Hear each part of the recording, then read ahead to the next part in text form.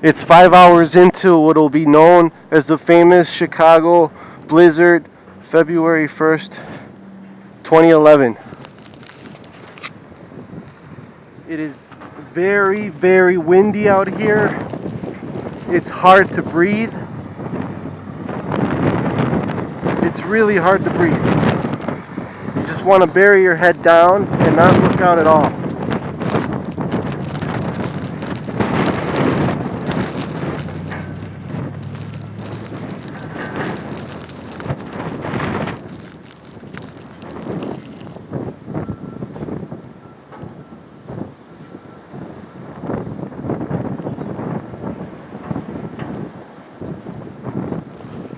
The wind has been howling angrily all 5 hours of the storm. Actually, since this morning.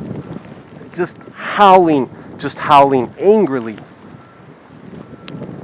It's like supposedly 50 mile per hour winds at this time. Alright, that's all I can take. Good night.